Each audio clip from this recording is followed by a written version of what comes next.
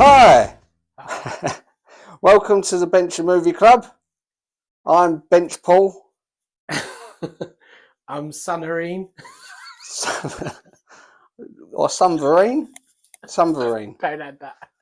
Sunverine. Sunverine. I'm Sunny. No, you're Sunverine. Wolverine. Okay. What do you think's better, Bench Paul or Cock Paul? Because I'm Cockney. Oh, Or Dead Cock. maybe Charpal. Child porn. No, I didn't say that. I'm Child Paul. And we're here today to talk about the film Driving Miss Daisy from 19... No, we're here to talk about Deadpool and Wolverine. Yeah? Yeah. You've seen the film, yeah? Yeah, I think so. Prove it. I'll show you my Do the dance.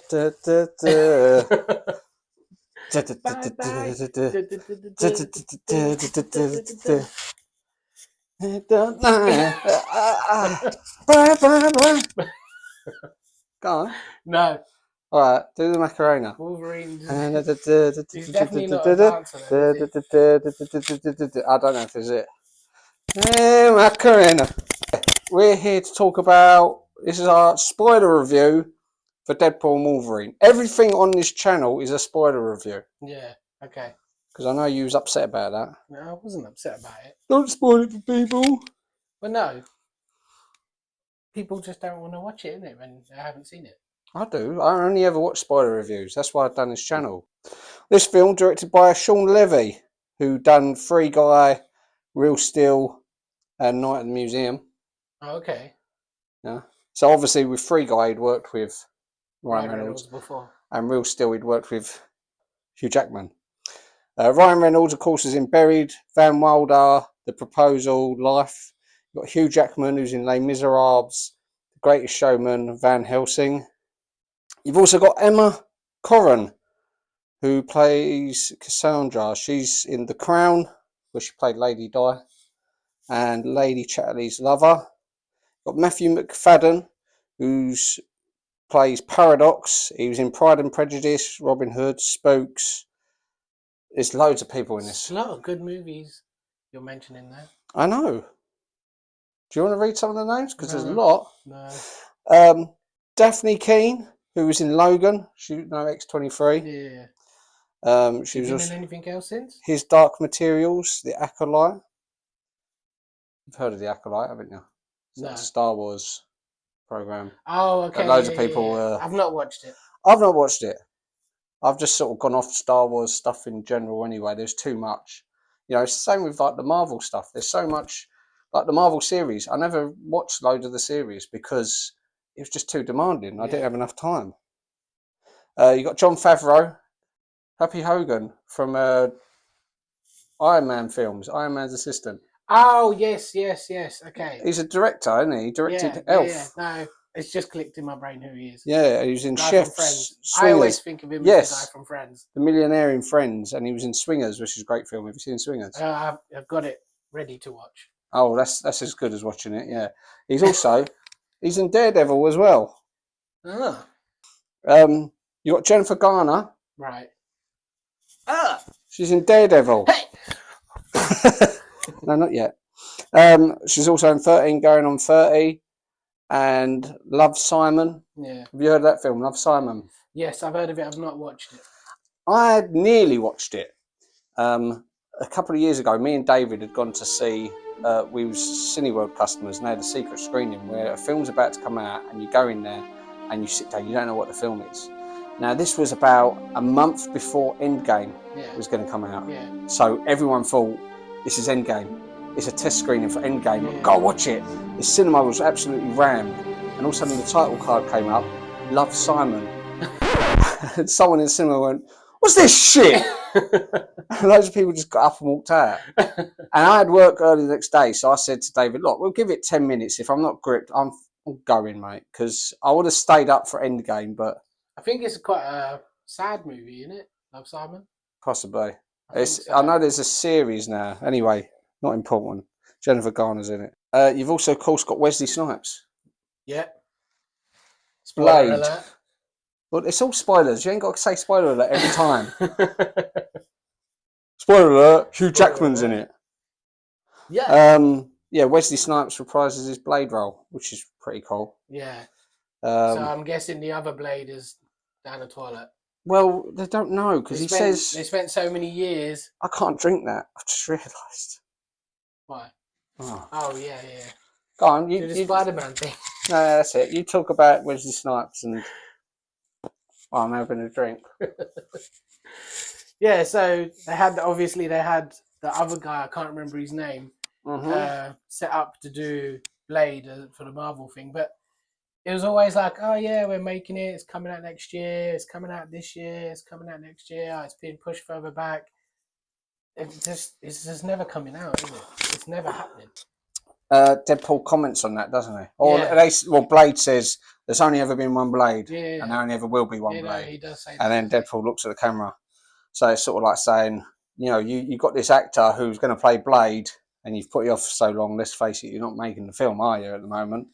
Which they also done with Channing Tatum. Well, they changed. Gambit. Well, they were changing it to the series, weren't they? Blade. There was rumors of it being a series instead of a film. I don't know. It's like they just can't make up their minds, can they? But yeah, I mean, I really liked his cameo in it. I didn't know that was going to happen. No, I didn't either. It was actually really surprising, really good.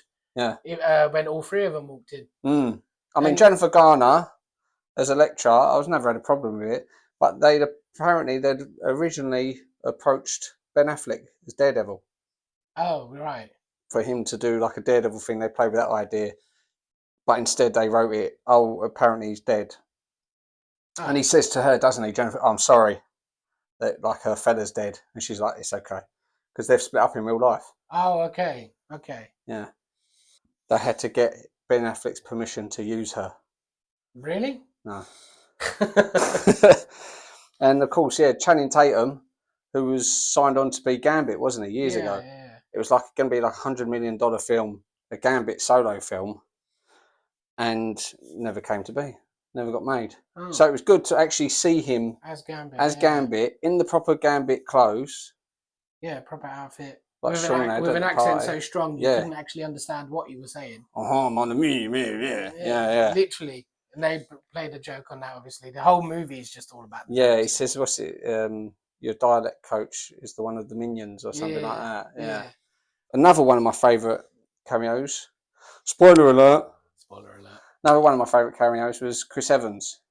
Yes. Because I admit, I thought at first, oh, okay, because you don't know who it's going to be, and then I thought, okay, Captain America, is he? Yeah, it made you think it was going to be Captain America. I'm quite sure a projectile like of a circular shape is actually thrown into the shot, and then you're thinking, wait, that seems familiar.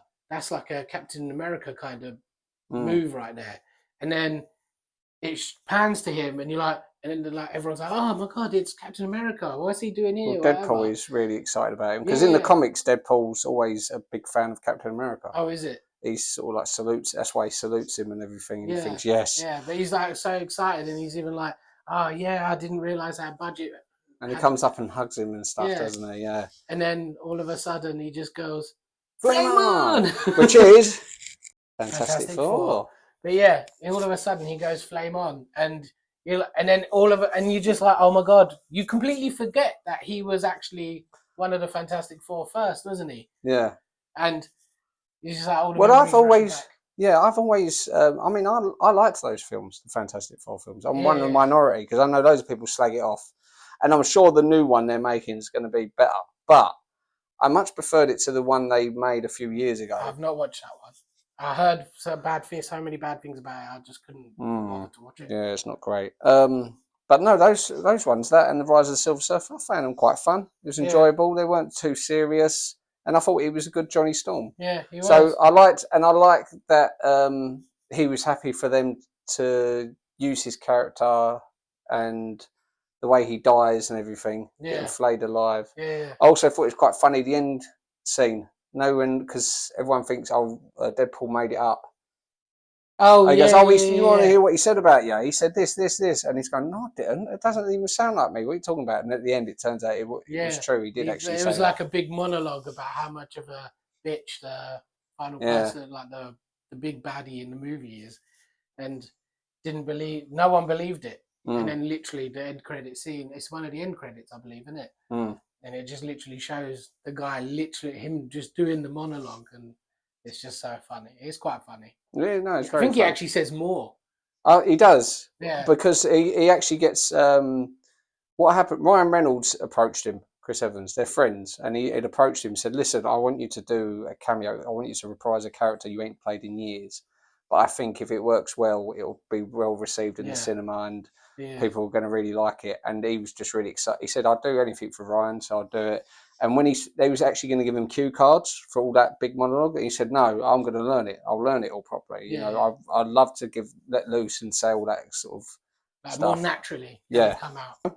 You also had a smaller cameo, Henry Cavill.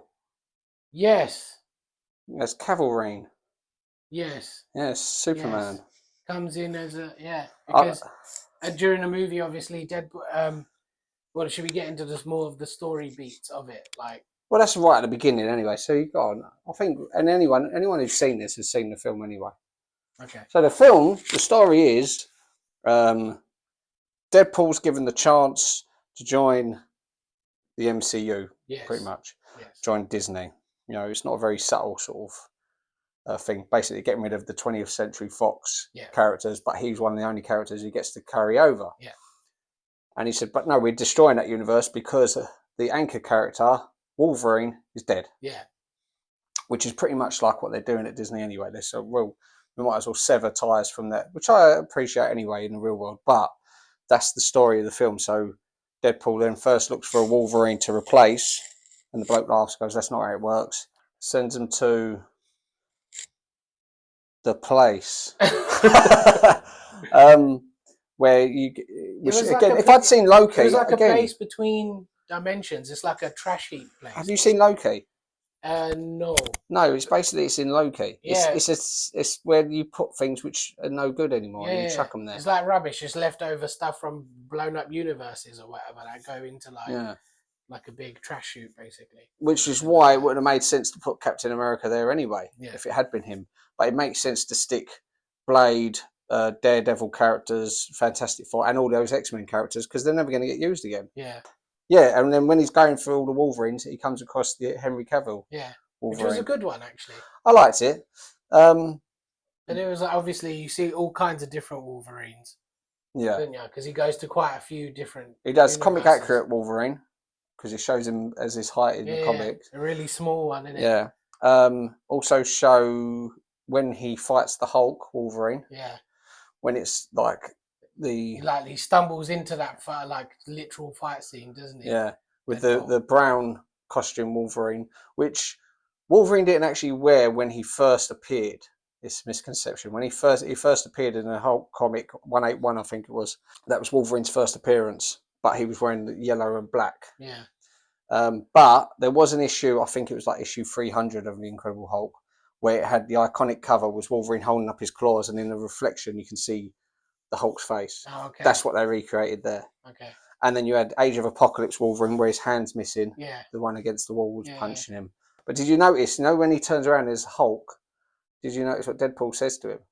No, I forgot. He looks up at Hulk and goes, "I'm Marvel Jesus, you dull creature." And and with that he knocks him. Because remember in Avengers, when Loki goes, "I'm a god, you dull creature," and then gets bashed about all over the place by Hulk, isn't it? I think it would have been more God. More people would have picked up on that if he'd picked up Deadpool and smacked him like how he did Loki. To be fair, the film has got so many references, so many jokes. Like it's easy to forget a lot of them, isn't it? Yeah. This is the thing. Look, one's popping in my head. Like Henry Cavill, when he's Wolverine, Cavalrine, when he goes to punch him, he pumps his arms. Yeah. Goes claw claw and hits him. That's a reference to Mission Impossible. Remember Henry Cavill was in a Mission Impossible film? Yeah. And there's a scene where he's fighting in the toilet. Yeah. And when he goes to punch someone, it's like he pumps up his arms, goes like that, and then punches them. Yeah. So it's like a little reference to that. The very beginning of the movie opened extremely well. Obviously, they've done. I think they did this in every Deadpool movie where you see him. It's like a midsection of the movie. Yes. They always start you at the midsection of the movie, or like about a third in. It would be like 20 and, minutes in, and it cuts back to the beginning. and then eventually, towards the end of that initial scene, you always go back to the beginning. He always goes, "Oh, this is how it all started," and then it slows down and it builds back up into where you just was. But that initial scene, we don't know why he's looking for Wolverine at this point because it's the very start of the movie, and he's at that Logan burial site, grave, and then where he sat there again, oh yeah, he's got a healing factor. It doesn't work the same as it would like when it comes to decomposing bodies and stuff. And you're thinking, oh, so are we about to see Wolverine regenerated? His skin and everything's still there, and then he's like, oh fuck. And then pulls out a skeleton of Wolverine, and then he just sat there with a log next to a log and just chatting to him. Like he's having a conversation with him about, I wish we could just be together and all this stuff. And then all of a sudden, all these people start teleporting in, and then he just actually uses the body during the fight to like kill all of the others. He's like Wolverine in them and like throwing parts of Wolverine, I actually think that's bones and stuff through people. And it was what a great fight that's like. It was a great start. Yeah, I thought that was the best fight in the film. I mean, there was good fights in it, but I felt that there was the most creative fight. Yeah, the way he was sort of killing people. So I've watched. The thing is, loads of clips of this are now all over YouTube anyway. So I've been able to watch it, those specific scenes again, and watching that fight scene again. I thought, it's quite good. It's interspersed with him obviously doing that dance. To NSYNC. It's surprisingly how well that fits together. All that violence with like an upbeat song like that. Well, I think he'd thought of it before because in the previous film there was a bit where he goes to Celine Dion, talking about getting. He says, "Listen, you're this much. You've got to dial it down a little bit." And she tells him to back off, and he goes, "Oh, we should have got NSYNC." Yeah. So that's what that was reference to, and the same with the Madonna song. The Madonna song, "Like a Prayer," which was used in the trailer at the end. They had to go to her personally to get rights for that. Oh, did they? Yeah, and she said that her son was a fan of it or something. Yeah. I mean, her son's probably in his 40s now. I don't know. She's pretty old. But yeah, although she actually made a suggestion, she said, "Okay, but I think you should do this with it." Like they showed her the scene with the song, and they edited it based on what she said as well. Oh, is it? Yeah. Now, of course, you had other X-Men characters in it. Right. You had Pyro, who's given quite a big part. Yeah. Played by Aaron Stanford, who of course was in it, X2 and The Last Stand. Tyler Mane was in it briefly as Sabretooth. Yeah. He's of course in X-Men. Troy in the Rob Zombie Halloween films, he plays Michael Myers. And do you know what's interesting about that as well?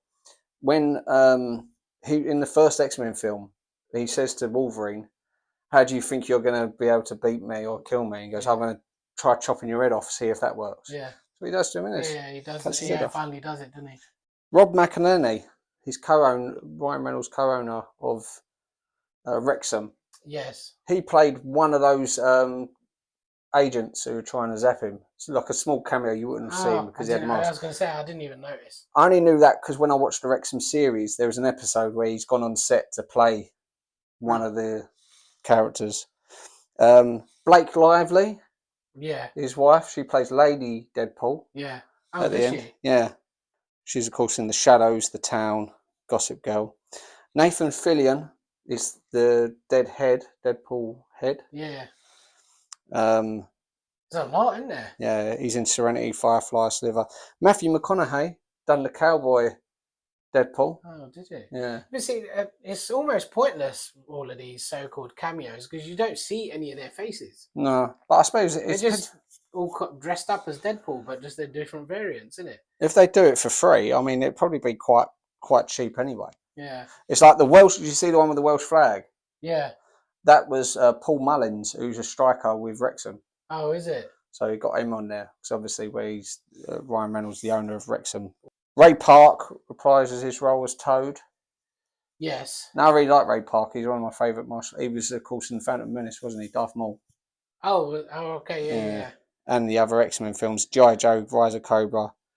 And you had Peggy, Britain's ugliest dog. It's Dogpool. I don't know the relevance. She was in EastEnders, wasn't she?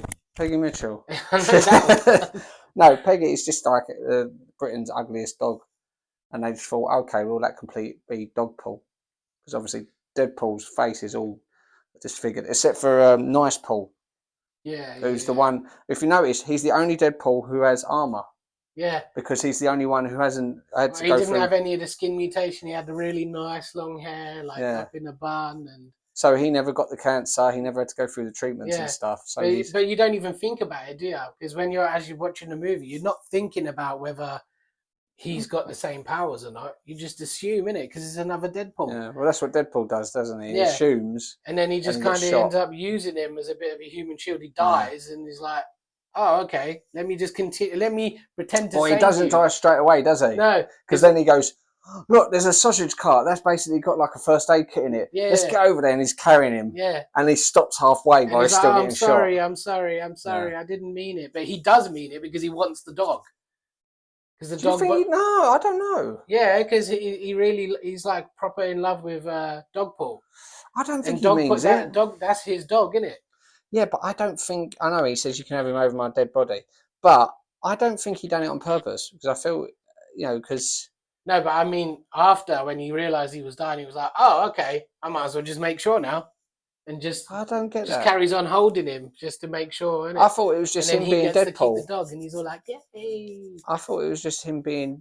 I thought he quite liked Nice Paul.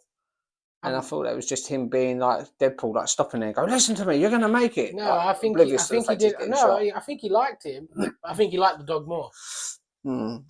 Agree to disagree.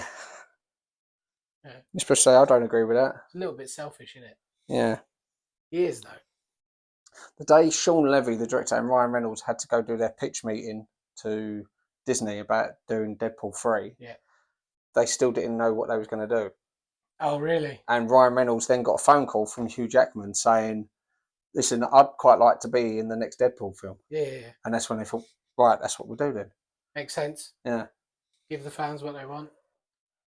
James Mangold, who's the director of Logan, was actually consulted as well because he didn't want to sort of tread on the legacy they'd made with Logan. Yeah. Because obviously that was quite a well-made, respected film, No, and it was a nice way to sort of really kill off Wolverine as well. So that was what I was a little bit dubious about when I heard that Hugh Jackman was coming back. I thought, but they've killed the character off in quite a good way. Don't do it like this. Yeah, of course.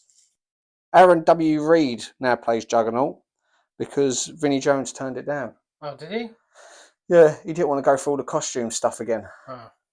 I was wondering why they changed him. But the thing is, with this whole multiverse thing that they've got going on, it's just like an easy out to be able to change the actor, because then you're just like, oh yeah, it's just a different version of the same character. So it's an easy out. It's an easy way to just get around it, isn't it? And the costume is exactly the same anyway as that old one. In X-Men 2000, Cyclops says, what would you prefer, yellow spandex? Yeah. Doesn't he? Yeah, he does say that. And now he's actually got yellow spandex on, 24 years later. But it's... And like Hugh Jackman says, how did we never do this? It looked so right. It felt so right. I was like, that's him.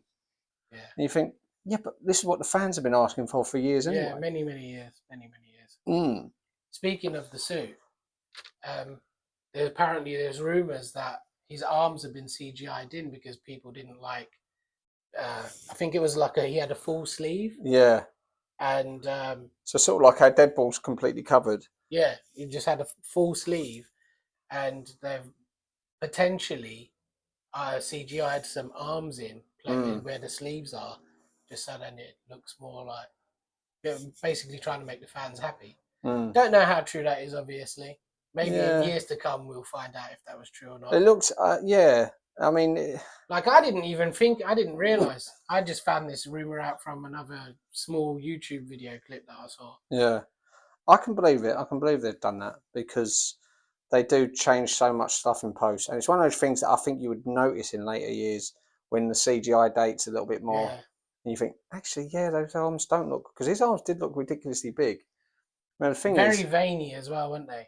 what gives things away, you see like promotional things like that, where he's wearing his mask, or this is bottles of water.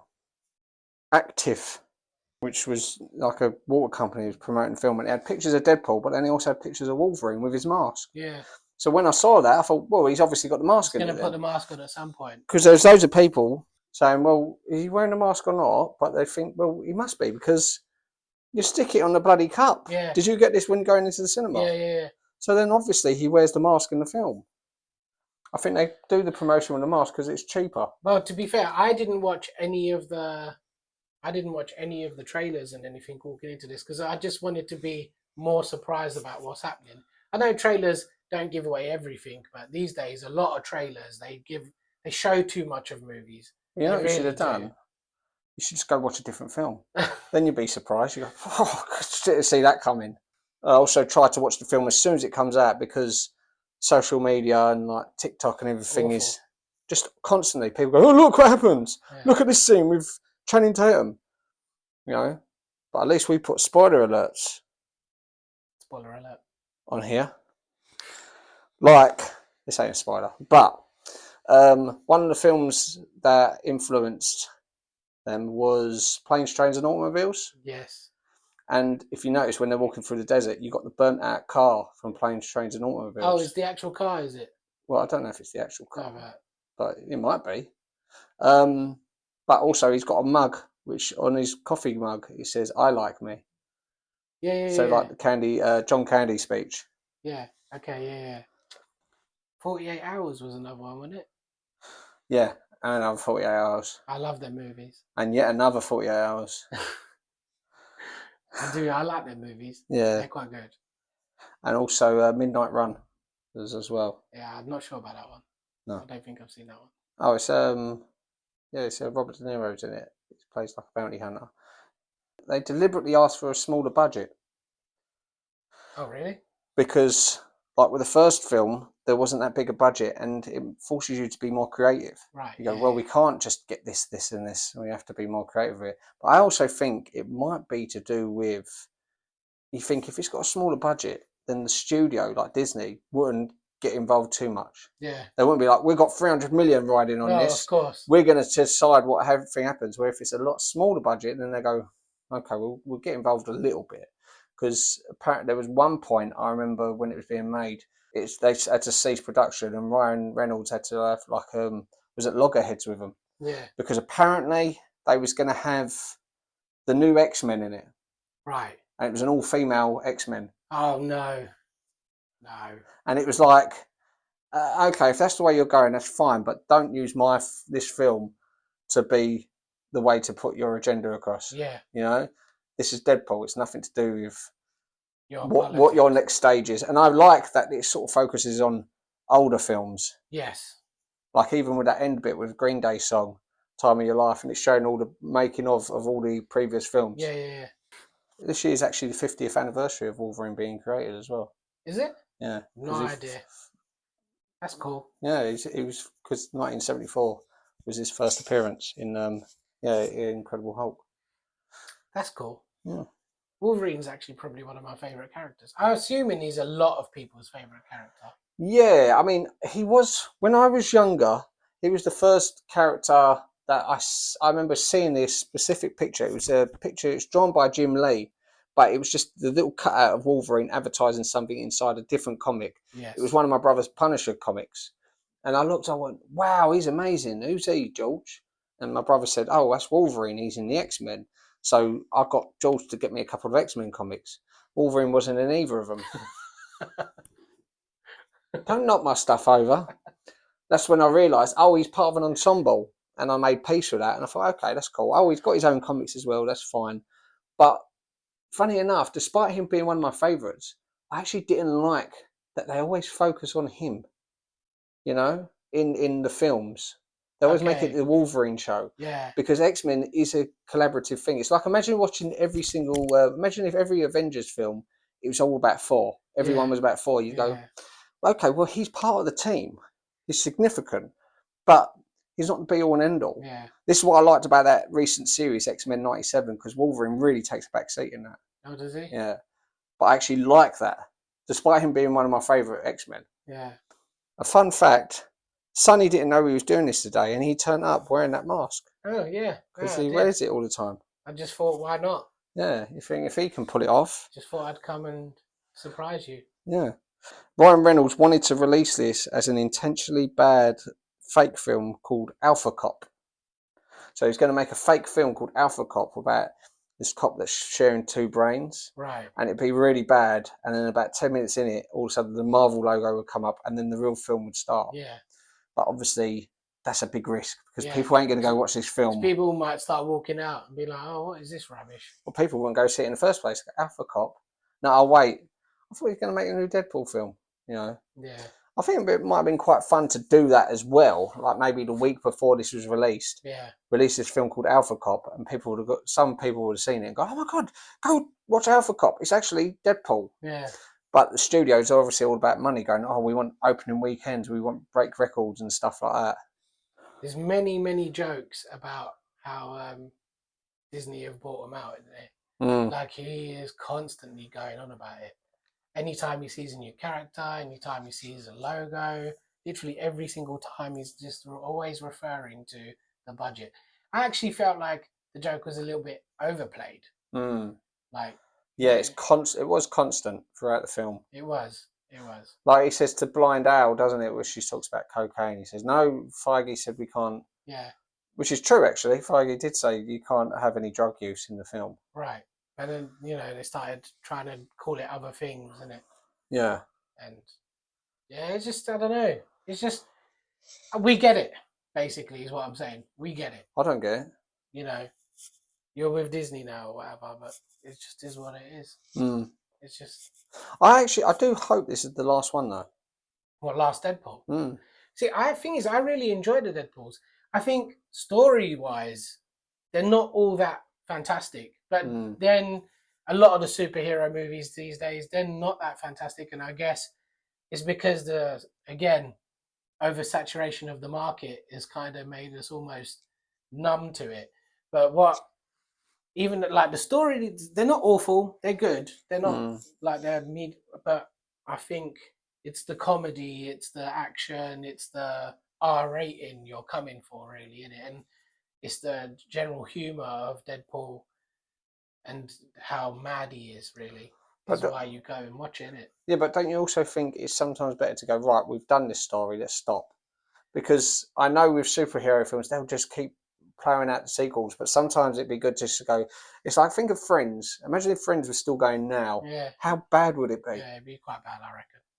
But thing is, they've only just brought Deadpool in. And so there's chances are you will see him here and there in other Marvel things. Now, like most people, I stopped watching a lot of the Marvel stuff. A couple of movies after Endgame was the last major one, wasn't it? I watched some of the others, and I was falling out of it very quickly. I think a lot of people didn't even watch anything after Endgame. They were like, "Oh, well, that's done now." This movie kind of makes me feel like maybe I want to go back and watch some of the other Marvel movies that I've missed.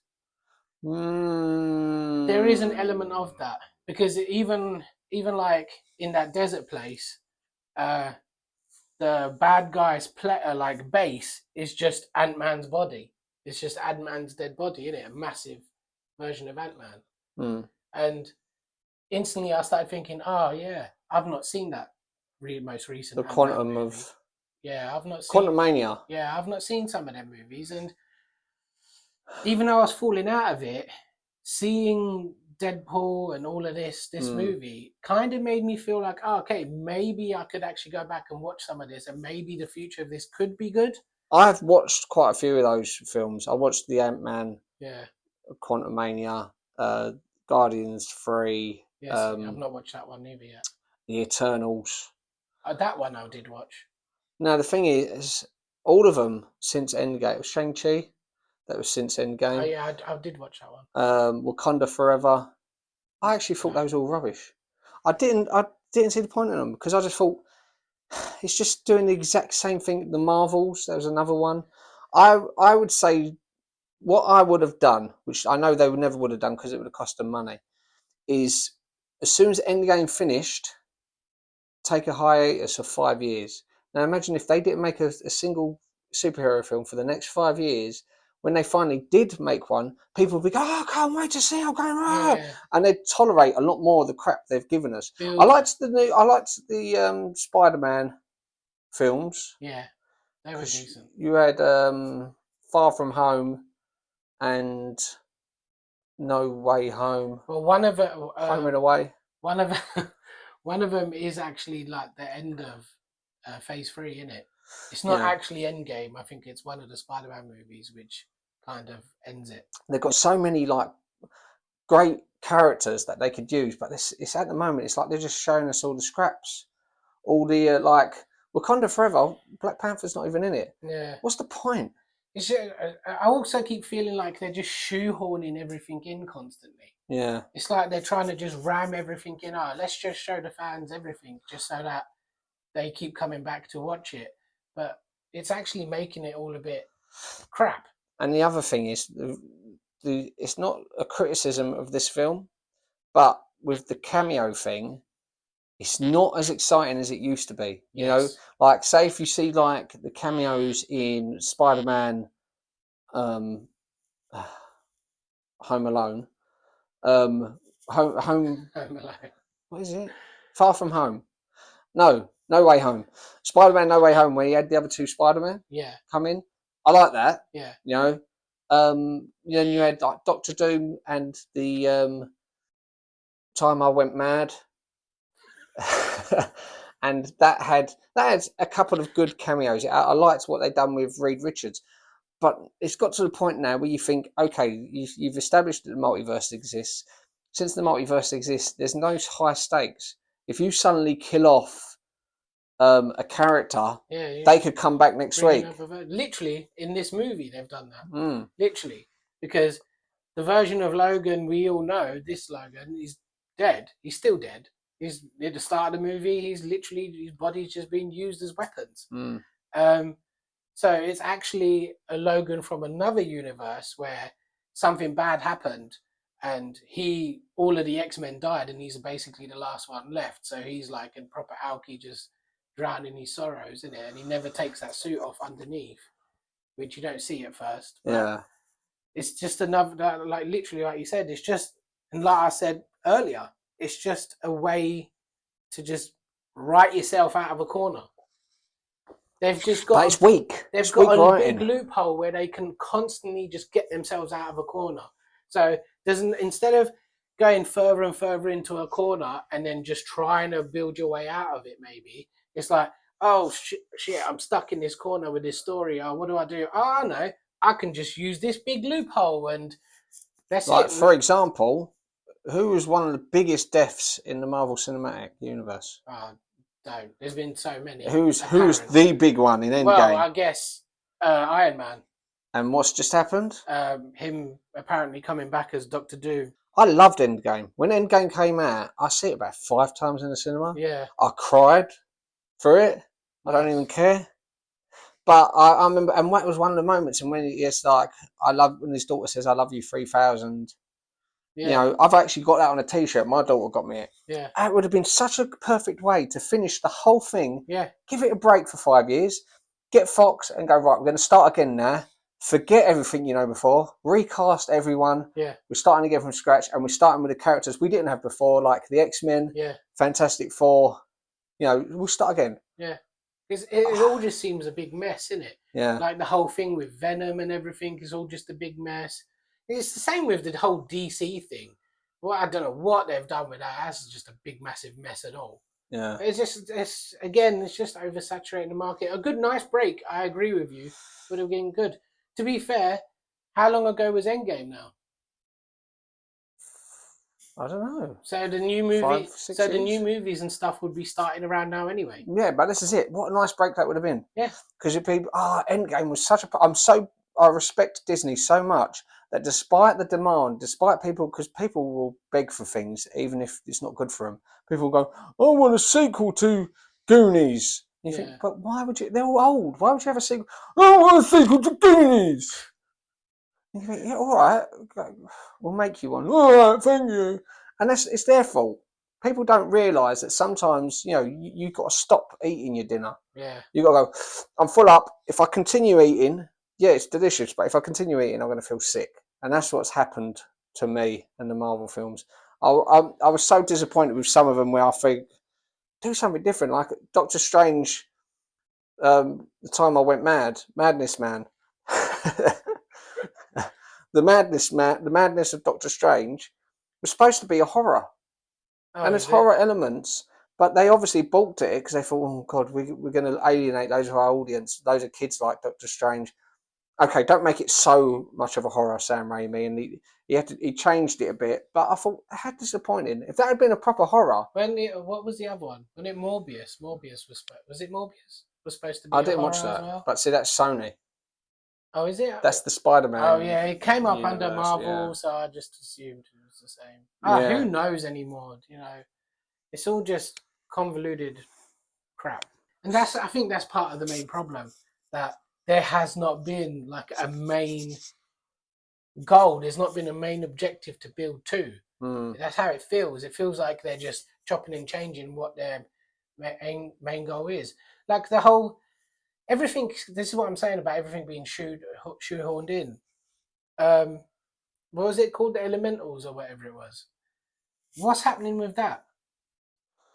I don't know. Like these massive celestial beings. You've brought that concept and in. you ended with Jon Snow picking up the sword. He was going to be the Black Knight. Yeah, and then where's that going? What's happening?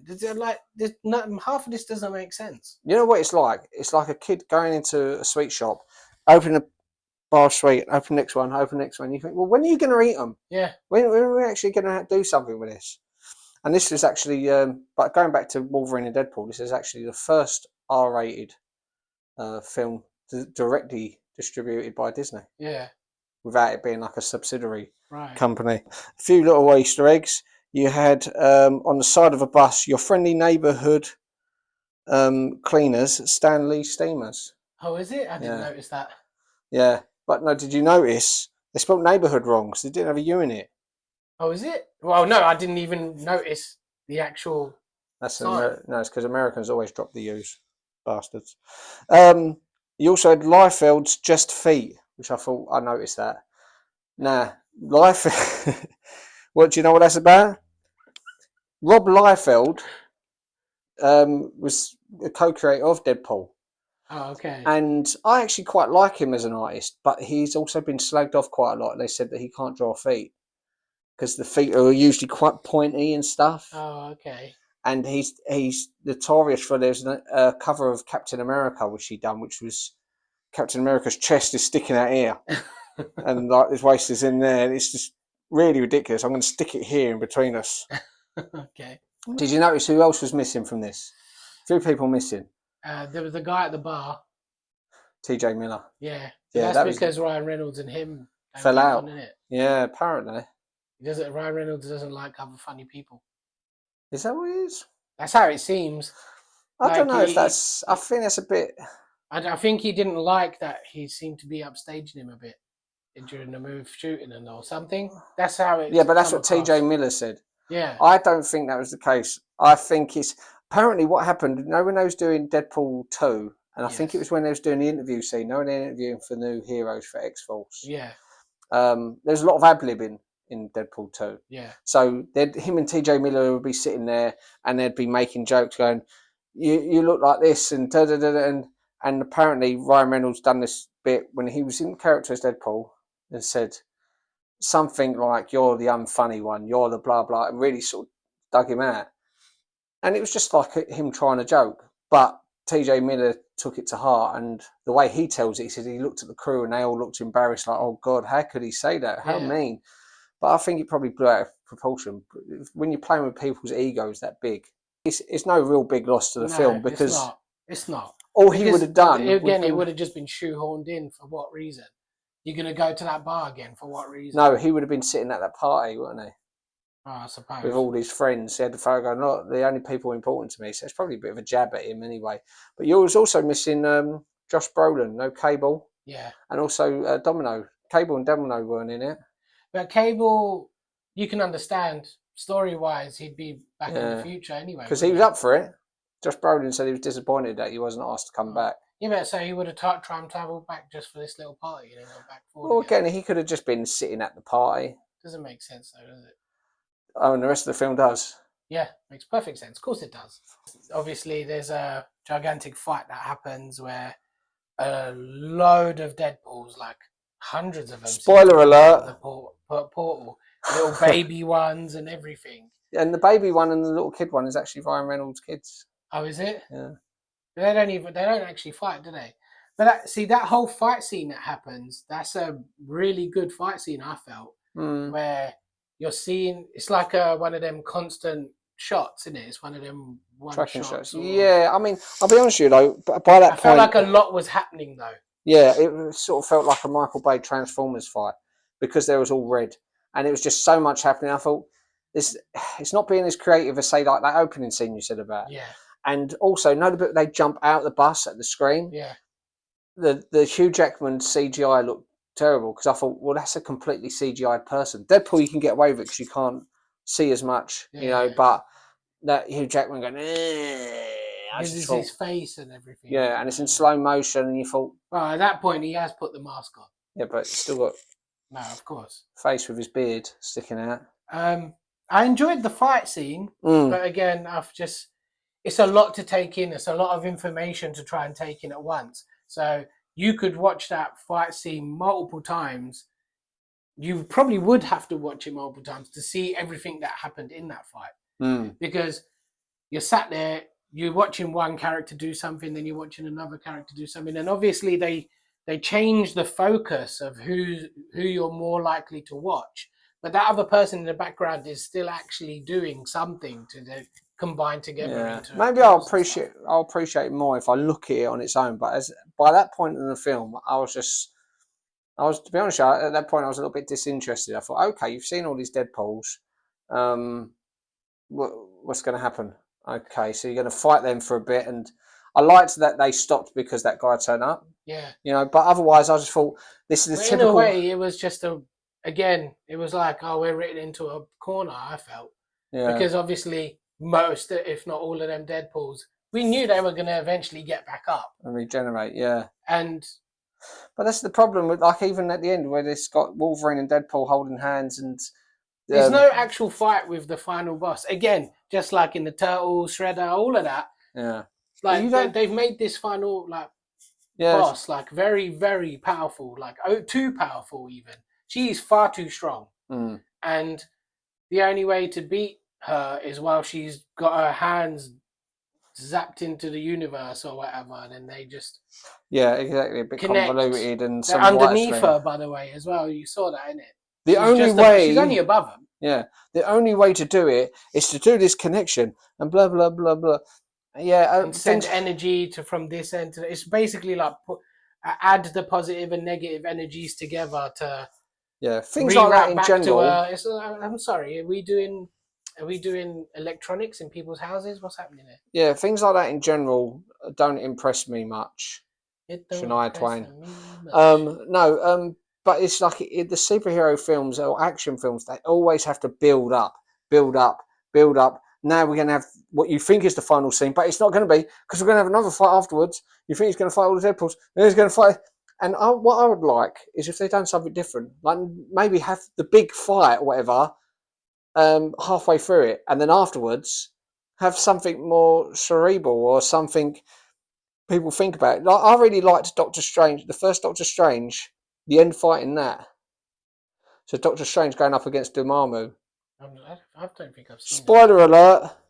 Doctor Strange has got the time stone. Yeah. Sorry, I was thinking of someone else. He keeps going, I've come to bargain.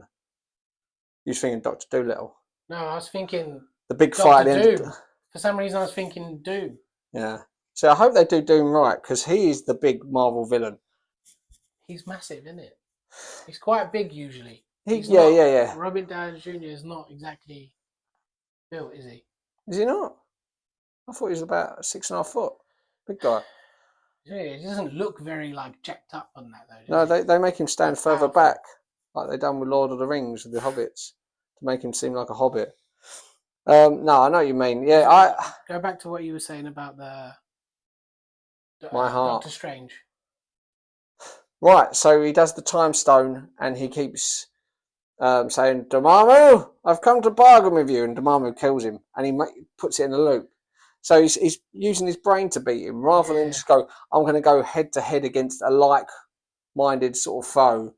Or, I mean, I liked the way I didn't have a problem with how they ended the film. I'm just saying these superhero films or action films in general nowadays just seem to go on. You know, you think you can just end it and leave the audience wanting more. Yeah. They go, "Wow, I really love that. I wish there was more." Do that, and let people, rather than people go, "That was good, but it's too much." The fight scene between Deadpool and Wolverine, I enjoyed that one too. Which Because one? the one where In the desert or in the car? in the car, All right, yeah, that was a really, really good one, I felt. yeah. Because you were seeing them do a lot of mad different things to each other, but obviously because they both heal up, they both keep coming out of it, and then it was just a lot. It's like Uno reverse constantly, wasn't it? Yeah. See, I think actually, yeah, saying that because I think there was too much fighting. Funny enough, I think they could have, with the desert scene, had them about to fight, and then Chris Evans intervenes, so they don't fight. So it makes you want him for it. So then when it comes to the car scene, Yeah, you think, "Oh, at last they're fighting each other." yeah. Actually, I forgot about the desert one. I actually thought that was really good fight as well. The general, I think the characters is obviously because they keep healing up, but it's their fighting styles are quite different, aren't they? Where Deadpool's probably more nimble, more backflips, more mad. Where Yeah, Wolverine's just more like sluggish, not brutal and brutal. more, Yeah, yeah, he'll just go through you sort of thing. although he was trained as in Japan to like as a samurai. He's samurai. Yeah, And then obviously at the forest one in the car, they're just both like I think it goes close to the next quarters. morning, didn't it? Yeah. I think, and they're both literally just laying there in the car, basically dead. But obviously they're not dead. All mangled up. You know, I think Deadpool had loads of seatbelt wrapped around him and all sorts. And then and then that's when the random people just get in the car, and you're thinking, oh, someone's just taking them for some reason. And then that's when they wake up in this random location, and the when Blade, Elektra, and Channing Tatum Gambit come walking in. Yeah. The first trailer for this received 365 million views within the first 24 hours, surpassing Spider-Man No Way Home, which had 355 million. And our last podcast, which had 5 views. So, beat that, didn't it? Our Turtles podcast, which is it's 200 views. Yay. It was actually going to be called Deadpool and Friend. Oh, was it? Yeah, but it was changed the day before the trailer released. However, they'd already sent out like 900 or 9,000 big cardboard cutouts saying Deadpool and Friend on it. Yeah. Now, you might not have noticed this, because I didn't, but Cassandra Nova, when she's controlling like the Time Reaper thing, on the signage behind her at the tube station, it says via Lone Pine Malls. What does that mean? That is a reference to Back to the Future. Oh. Because obviously they do a lot of Back to the Future stick in it. They've got Power of Love playing, don't they, when he's going through all the Wolverines. Yeah. There's quite a few significant songs they use in it. It's quite good, actually, the soundtrack they picked. It's nostalgic. That's what it is. They just do this with a lot of movies, don't they? These days, especially the superhero ones, put a lot of old songs in it because a lot of people like us love them songs. Or even if we didn't love them, you know the song and you enjoy it more. It just brings up more nostalgia, even though you're watching something new. Yeah, but you like the film? Yes. I think overall it was a very, very good experience. It's probably my more favourite one out of the 3, maybe. Yeah. Maybe. I think they're all on par. Because I remember being really happy with part 2, thinking, yes, part 2's lived up to part 1, and thinking this one's going to drop the ball. But I felt as if, no, this is as good as the previous 2. Yeah, I was thinking about it when after the cinema, and I couldn't decide. I couldn't decide. They all have their merits, and I think It's the character that makes it good. Yeah, I still think they've got to end it here, though. I think because he's not getting any younger. He will show up. I'm sure he will show up in other things. Yeah, sharpen other things, but don't do another Deadpool film. Mm. Deadpool 4, Back for More.